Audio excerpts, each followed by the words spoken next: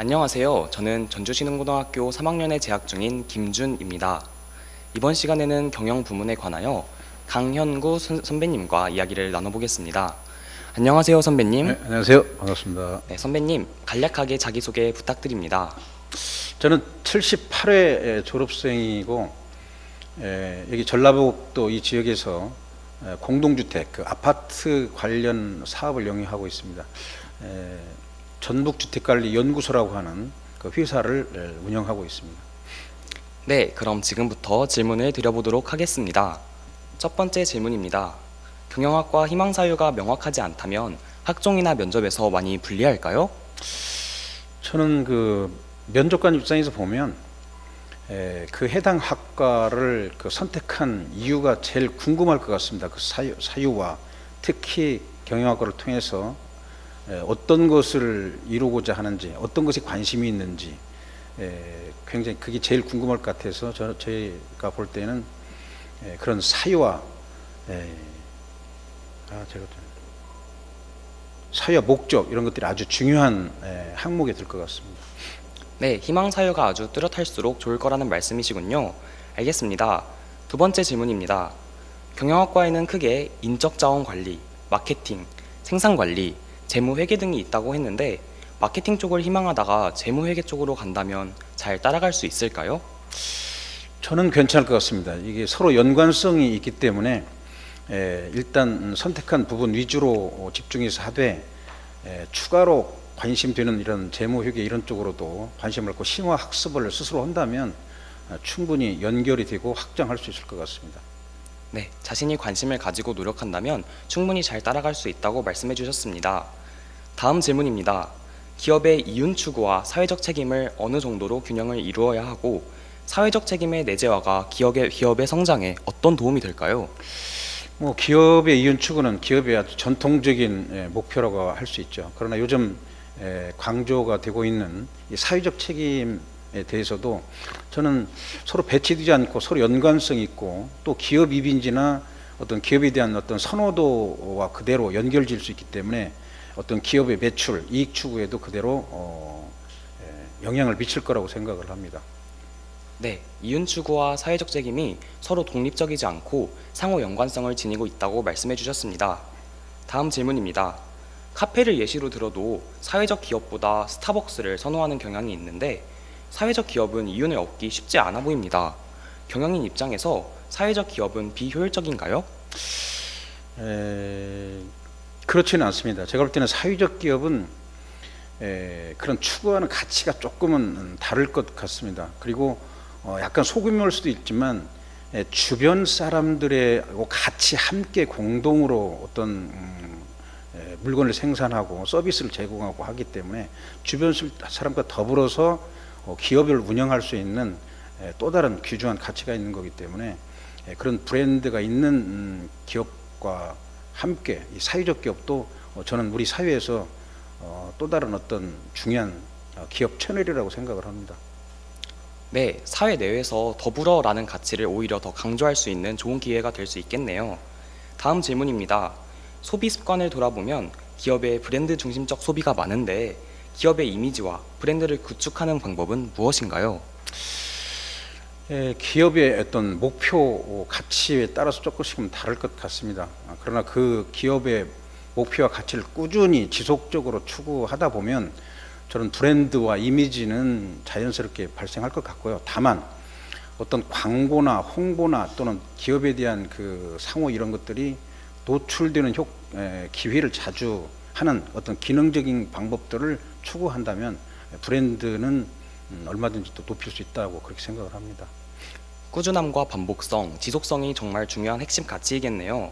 그럼 다음 질문입니다. 회사 내 CEO의 영향력은 어느 정도까지 행사할 수 있을까요?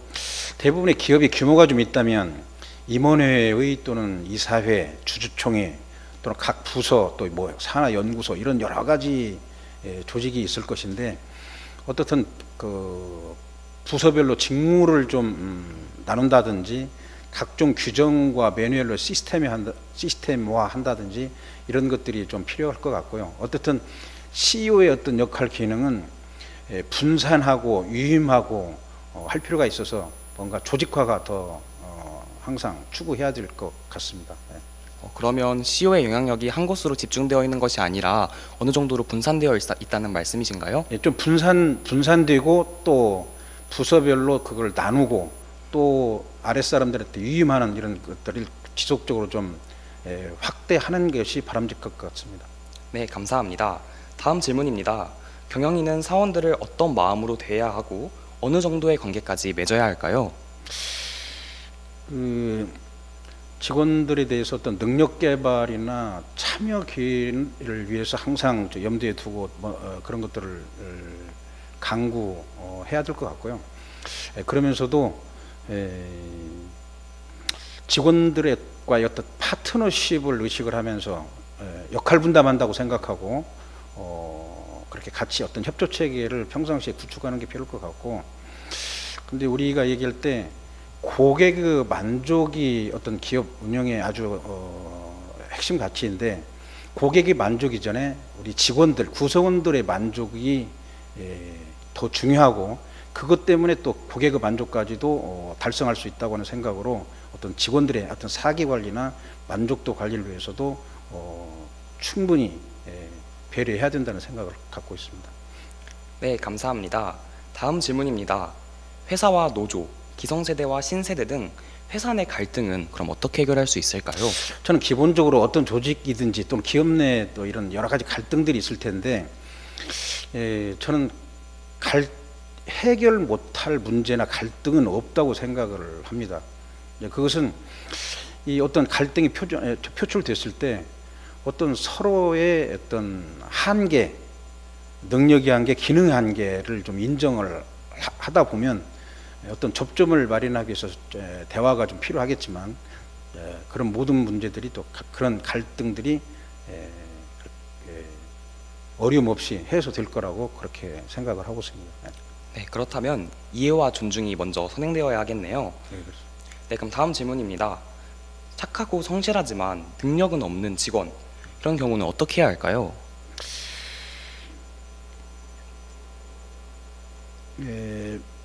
뭐 이런 것들은 좀 이제 경영하는 입장에서 조금 걱정이 되는데, 그래도 그 직원의 어떤 보이지 않는, 미처 발견하지 못한 능력은 있을 거라고 저는 생각을 하고요.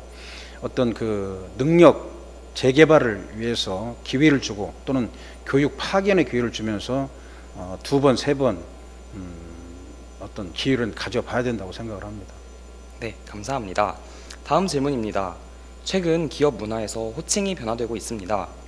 관료제의 단점인 연공 서열주의가 악화된다는 순기능과 직책에 따른 규정과 절차가 약화된다는 역기능이 있는데요. 본인의 견해는 어떠신지 묻고 싶습니다.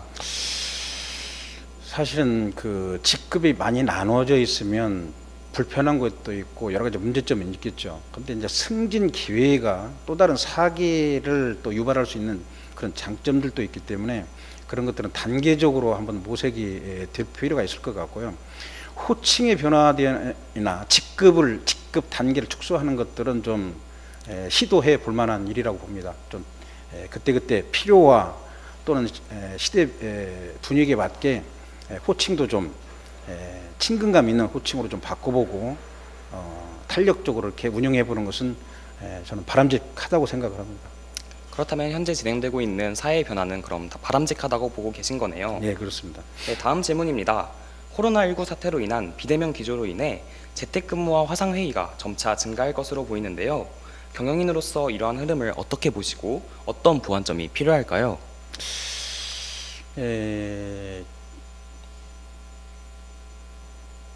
이런 재택근무나 이 화상회의 이런 것들에 대해서는 저희 회사도 한번 지금 준비를 하고 있습니다. 많은 아마 시스템과 도구들이 지금 많이 시장에 나와 있고요. 그래서 아직은 여러 가지 비용도 좀 부담이 되지만은 어떤 적극적으로 이거를 수용하고 능동적으로 대처를 해야 되겠다 싶고요.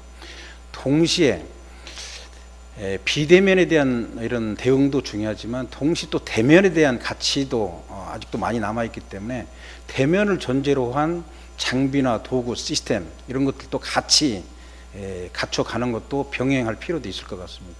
네, 지금 이 상황을 위기가 아니라 기회로 삼아서 더욱더 혁신적인 상황을 만들어갈 수 있다는 말씀이시네요. 네, 다음 질문입니다.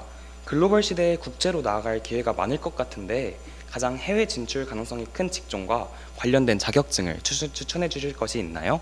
이런 것은 저도 좀 고민이 됩니다. 말 그대로 글로벌 시대하고 최근에 지금 코로나 사태하고 보면 여러 가지 또 서로 상충되는 것들이 많습니다. 말 그대로 그 관광산업 같은 경우는 거꾸로 글로벌 시대하고는 거꾸로 지금 아주 그 산업 자체가 붕괴되는 일시적일 수도 있겠지만 이런 면도 있지 않습니까? 그래서 서로 상충되는 부분도 있고 하는데 그래도 저는 항공 우주 산업 부분이나 에너지에 대한 이런 관련 자격증이나 공부는 앞으로 아주 유용할 것 같다는 생각이 듭니다. 네, 항공 산업과 에너지가 정말 중요한 것이겠네요. 마지막 질문입니다. 경영학과를 꿈꾸는 친구들에게 해주고 싶은 말이 있다면 한마디 부탁드립니다. 뭐 경영학과뿐만 아니라 어떤 과를 선택하든지 간에 그 학과를 선택하고 싶은 왜 내가 경영학과를 선택하고 싶은지 스스로 좀 간단하게 설명할 수 있고 서너 가지를 이렇게 메모할 수 있고 또 이걸 통해서 내가 가고 싶은 앞으로의 어떤 진로 관련해서 어떤 연관성이 있는지 어떤 인생의 목표를 가지고 있는지를 갖다가 아무튼 메모하고 설명할 수 있는 정도로 아무튼 그런 생각을 먼저 좀 정리를 좀 해보는 것이 더 중요할 거라는 생각을 갖습니다. 네, 지금까지 경영 분야에 관해 강현구 선배님과 함께 알아보았습니다. 귀한 시간 내주신 선배님께 감사드립니다. 네, 수고했습니다. 수고했습니다.